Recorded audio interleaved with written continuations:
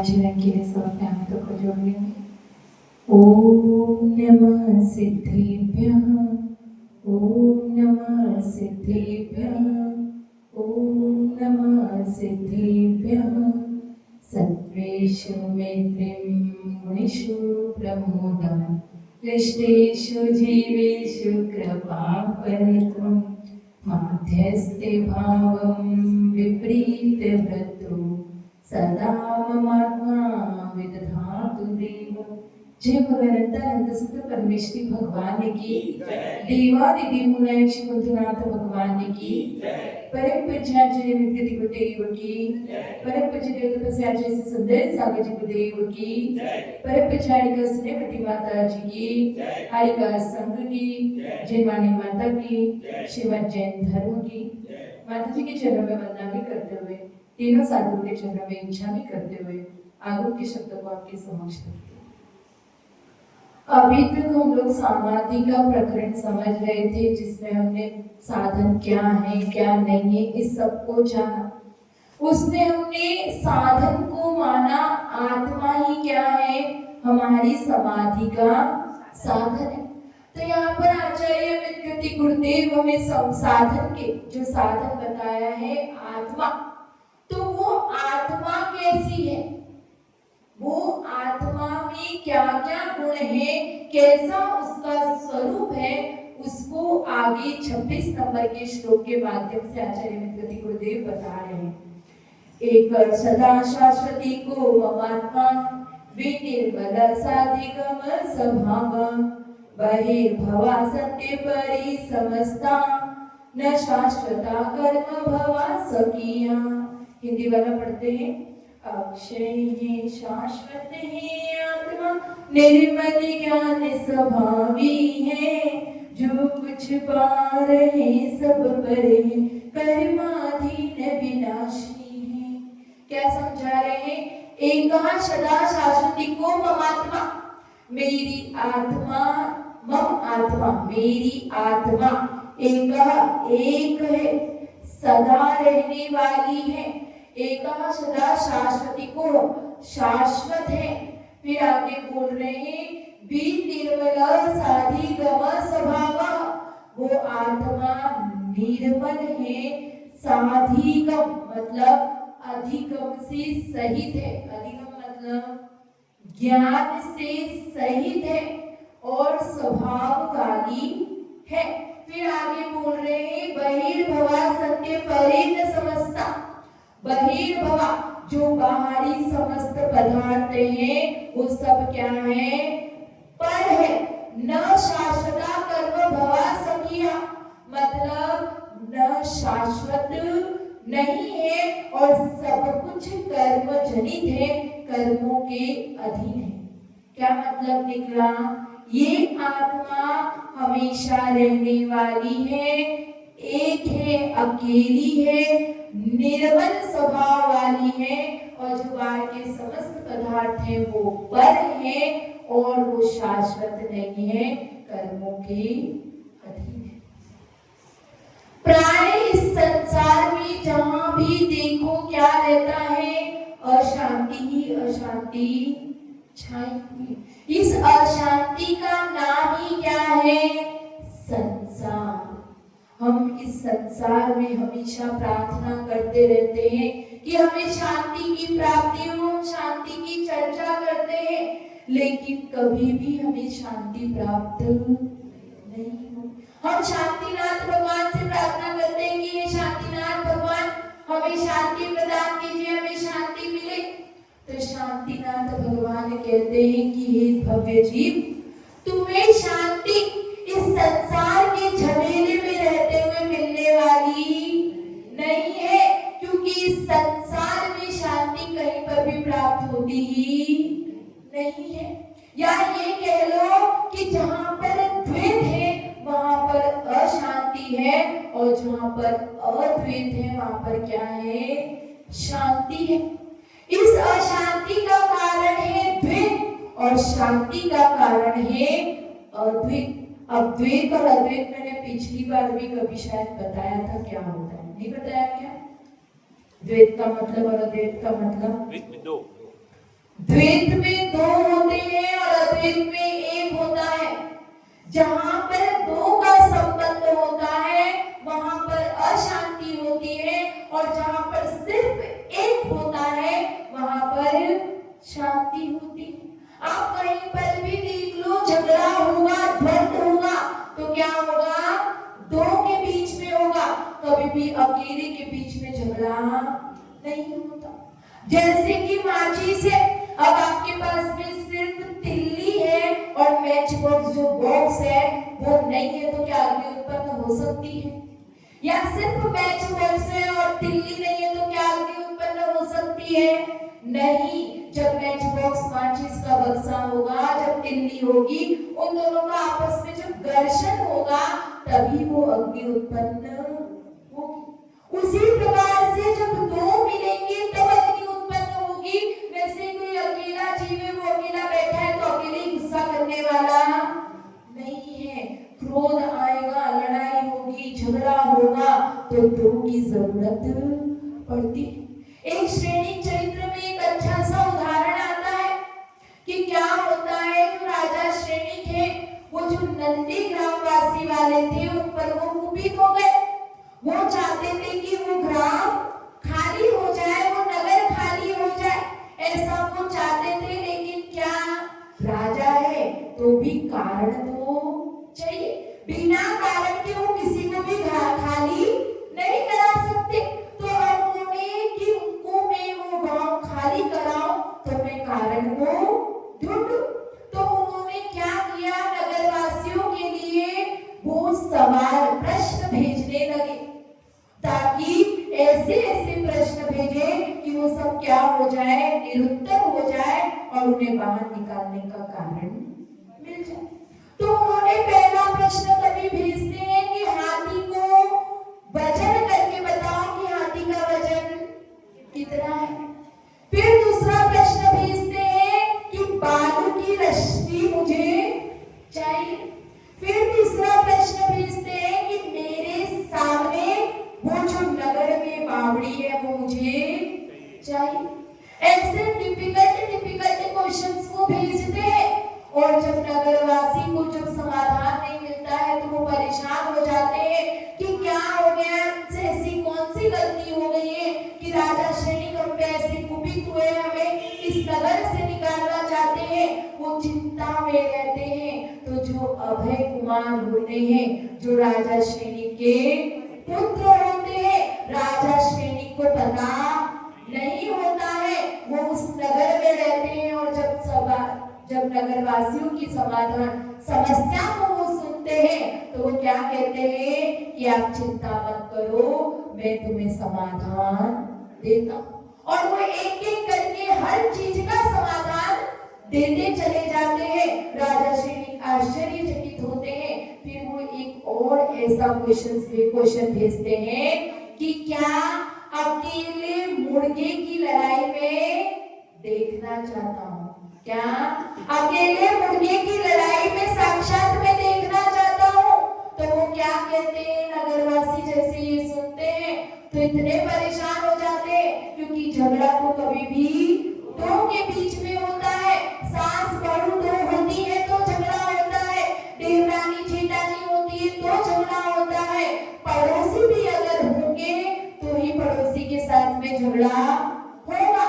अकेले झगड़ा तो हो नहीं सकता, और हम अकेले मुर्गे का झगड़ा कैसे कराए। तो जब अभय कुमार ये सुनते तो वो कहते कि चिंता मत करो, इसका भी समाधान मेरे पास में है।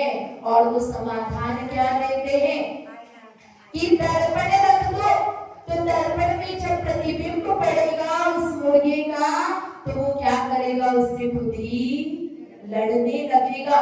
तो यहाँ पर भी अकेले मुर्गे की लड़ाई नहीं हुई, वास्तव में उस मुर्गे ने जो प्रतिबिंब उस दर्पण में पड़ रहा था उसके साथ में उसकी लड़ाई हुई।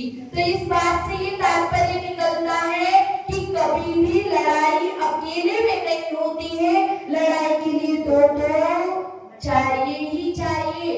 दो के बिना लड़ाई होने वाली नहीं है। ऐसा हो सकता है कि लड़ाई कर लिया और वो अकेला रह गया तो करता लेकिन लड़ाई का प्रारंभ तो दो से ही होगा। इसलिए आचार्य अमित गति गुरुदेव हमें इस माध्यम से बता रहे हैं, इस श्लोक के माध्यम से बता रहे हैं कि जहां पर भी द्वैत है वहां अशांति है, और जहां पर अद्वैत है वहां पर शांति है। तो यहाँ पर श्लोक के माध्यम से बता रहे हैं एक सदा शाश्वती को ममात्मा, ये आत्मा अकेली है, इसका कोई भी नहीं है। उस आत्मा में अकेले में तुम रमण करो। कहना बहुत आसान है, क्या कि अकेले आए और अकेले जाएंगे, ये कह तो बहुत आसानी से देते हैं, लेकिन जैसे ही माता जी कहेंगी कि अकेले आए हो अकेले जाना है तो चलो मेरे साथ में, तो क्या बोलेंगे कि नहीं अभी तो हमें परिवार में रहना। जब परिवार में रहते हैं तब ये सिद्धांत लगाओ तो कुछ भी काम आने वाला नहीं है, क्योंकि व्यवहार तो निभाना ही पड़ेगा। अगर घर में रह रहे हो तो बच्चों का ध्यान रखना पड़ेगा, सास ससुर का ध्यान रखना पड़ेगा, माता पिता का ध्यान रखना पड़ेगा। तब कहो कि हम अकेले आए और अकेले जाएंगे तो चलने वाला नहीं है। तो यहाँ पर कह रहे हैं, क्या कह रहे हैं कि कष्ट सहन करना पड़ता है। किसको सहन करना पड़ता है कष्ट?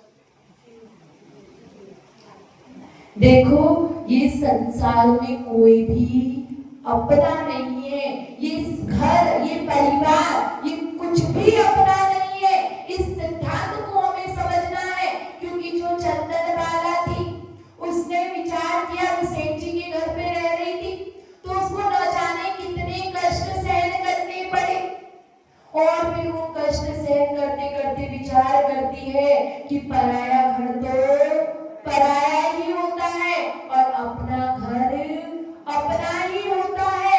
मैं व्यर्थ में परायों घरों में क्या कर रही हूँ? सुख खोजने का, शांति खोजने का प्रयास कर रही हूँ। कवि पुरंदरदास जी कहते हैं, क्या कहते हैं? परगत फिरत बहुत दिन बीते, परगत फिरत बहुत दिन बीते, नाम अनेक धराए, हम तो कबहू न निज घर पाए। इस संसार में हमने बहुत चक्कर काटे, बहुत जन्मों को धारण किया, बहुत घर बनाए, बहुत मकान बनाए, इतना घूमे, लेकिन खुद के निज के घर में अब तक आ नहीं पाए। ये मकान मेरा है, ये घर मेरा है, ये दुकान मेरा है, उन सबको अपना अपना मानते रहे, लास्ट में क्या होगा? उसको छोड़कर जाना पड़ा और नई पर्याय में गए, वहां पर वापस से अपना बनाया, फिर छोड़ा, फिर अपना बनाया, यही करते हम आए। एक सेठ जी थे, बहुत सिद्धांतज्ञ थे, बहुत धर्म में रुचि रखते थे। तो उनके पास में एक मुसाफिर था, वो वहां से गुजर रहा था, तो रात हो गई थी। उसने विचार किया कि मैं यहीं पर क्या करता हूँ, शरण मांग लेता हूँ और कल को अपनी यात्रा के लिए निकल जाऊंगा। अब वो हवेली देखता है, वहां पर दरवाजे को नॉक करता है। सेठ जी आते हैं, वो कहता है कि ये घर किसका है, ये महल किसका है? तो वो सेठ जी कहते हैं, तुम्हें दिखता नहीं है क्या ये महल किसका है? किसका है? ये ईंट और चूने का है, ये ईंट और सीमेंट का घर है। वो कहता है कि नहीं, मैं पूछ रहा हूँ, कोई ना कोई तो इस घर का मालिक होगा। तो वो सेठ जी कहते हैं कि जब इस शरीर का ही भरोसा नहीं है तो तुम इस हवेली के मालिक की क्या बात करते हो? ये शरीर ही हमें छोड़कर धोखा देने वाला है। जब हम यहाँ से जाएंगे तो ये शरीर भी साथ नहीं जाने वाला है, तो इस मालिक की क्या बात? तब तुम पूछ लेना कि ये हवेली किसकी है।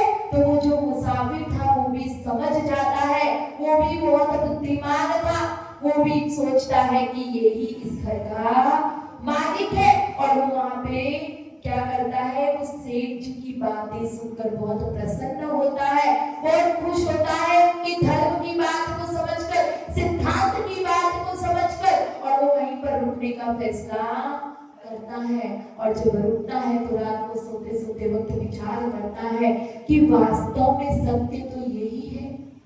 हम न जाने किस मोह के वशीभूत होकर क्या करते रहते हैं, आपस में लड़ते रहते हैं, झगड़ते रहते हैं इस प्रॉपर्टी के लिए, इस धन के लिए। लेकिन एक न एक दिन तो इनको छोड़कर हमें जाना ही है। जब ये सत्य गले में उतर जाता है तो क्या होता है, अपने आप जो मोह के बंधन है वो क्या करने लगते हैं, ढीले पड़ने लगते हैं। इस परिवार से, इन रिश्तों से हमारा क्या होता है, मोह धीरे धीरे कम होने लगता है और हमें एहसास होता है कि ये जो सब कुछ है, ये सब कुछ बाहरी जगत का है, वो अपनी निज आत्मा का नहीं है। तो ये विचार करना है कि कुछ भी हमेशा से रहने वाला नहीं है, सब कुछ अनित्य है, कुछ भी शाश्वत नहीं है। फिर अगला विशेषण दे रहे हैं, बहिर्भवा सत्य परि समस्ता न शाश्वता कर्म भवा सकिया। जो ये बाहरी पदार्थ है, हमें जो मिला है, मकान, धन, संपदा, पुत्र, परिवार, ये सब कुछ पुण्य के उदय से मिला है। अगर पुण्य नहीं होगा तो ये कुछ भी मिलने वाला नहीं। जो भोगों को हम भोग रहे हैं, जो भी विषय भोगों को भोग रहे हो, किस वजह से, पुण्य है तो भोग रहे हैं। अगर पुण्य नहीं होगा तो सब कुछ एक मात्र में छीन लिया जाएगा। ये सब कुछ किसके अधीन है, कर्मों के अधीन है।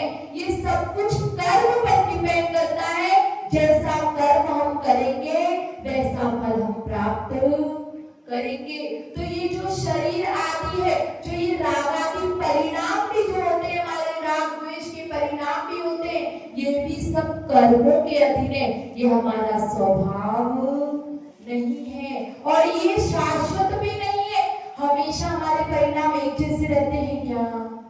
हमारे परिणाम हमेशा एक जैसे नहीं रहते, ये बदलते रहते हैं, परिणमन करते रहते हैं। तो ऐसे ही कर्म जनित अवस्था पे हमें गुमान नहीं करना है, हमें इन्हें नित्य नहीं मानना है। ये अशाश्वत है, ये कर्मों के अधीन है, कभी भी एक से रहने वाले नहीं है। फिर अगला विशेषण दे रहे हैं, विनिर्मला साधि गम स्वभाव। क्या कह रहे हैं कि ये आत्मा निर्मल है, कर्मों से रहित है और ज्ञानमयी है, केवल ज्ञान से सहित है, अनंत चतुष्टय से सहित है। इसका स्वभाव क्या है? अनंत ज्ञान दर्शनमयी आत्मा है, अनंत सुख से सहित है, अनंत वीर्य से सहित ये आत्मा है। तो ऐसी उस आत्मा को जानो और उसको समाधि का साधन बनाओ। यहाँ पर कह रहे हैं कि जैसे एक छोटा सा बच्चा होता है, वो क्या करता है, जब जन्म लेता है तो क्या करता है, अपनी माँ को देखता है, पर वस्तुओं को देखता है। वो सबसे पहले तू को जानता है, वो अपने आप को देखता है क्या? जन्म लेते से ही वो अपने आप को पहचानता भी नहीं है। वो अपने आप को कैसा दिखता हूँ, मेरा कैसा स्वरूप है, उस सब के बारे में उसे जानकारी नहीं होती। वो अपनी माँ को देखता है, अपने पिता को देखता है, पर को देख देख के वो क्या होता है, बड़ा होता है। और जब कभी वो आईने के सामने, दर्पण के सामने जाता है और जब देखता है अपने स्वरूप को, तो उसे पता नहीं चलता कि ये मैं ही हूँ। वो बार बार जाएगा, ये चीज क्या है, वो कांच के पीछे जाकर देखेगा कि ये कौन है, कहाँ से दिख रहा है। उसे बहुत आश्चर्य होता है कि ये कौन है, मुझे कैसे दिख रहा है। और जैसे जैसे उसकी समझ बड़ी होती जाती है, तब उसे महसूस, तब उसे पहचान होती है कि ये मैं हूँ। क्या पहचान होती है? ये मैं हूँ। अब तक वो तू को जान रहा था, पर को जान रहा था, और जब समझ विकसित होती है तब वो मैं को जानने लगता है। तो आचार्य देव यही कह रहे हैं कि दो क्या करना है, दो तरीके के परिग्रह होते हैं, बहिरंग और अंतरंग। तो यहाँ पर कह रहे हैं कि पहले बहिरंग परिग्रह को, पहले जो बाहर की वस्तुएं हैं उन्हें त्यागो, क्योंकि पहले पहचान किससे हुई थी? इन बाहरी वस्तुओं की पहचान हुई थी, फिर मैं की पहचान हुई थी। इसलिए पहले बाहर को त्यागो तो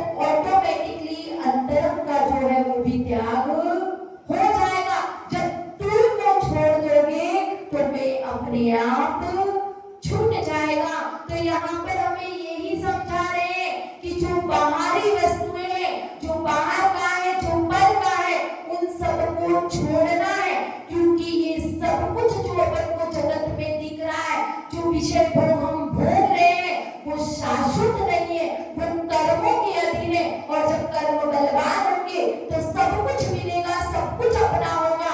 और जब कर्म कमजोर होंगे, जब पाप अपना बलवान होगा तो सब कुछ हमसे पल भर में छीन जाने वाला है। ये जब शरीर अपना नहीं है तो बाकी की सारी बातें तो दूर है। तो वो एक निर्मल आत्मा, ज्ञान स्वभावी आत्मा, दर्शन स्वभावी आत्मा, वो आत्मा ही क्या है, हमेशा शाश्वत रहने वाली है, नित्य रहने वाली है। द्रव्य की अपेक्षा द्रव्यातीत से क्या रहता है, वो आत्मा शाश्वत और नित्य रहती है। और जो आत्मा का जन्म मरण हो रहा है, जो पर्याय शरीर के माध्यम से हो रही है, उस वजह से उसे क्या कहते हैं, अनित्य कहते हैं, पर्यायिक न्याय की अपेक्षा से।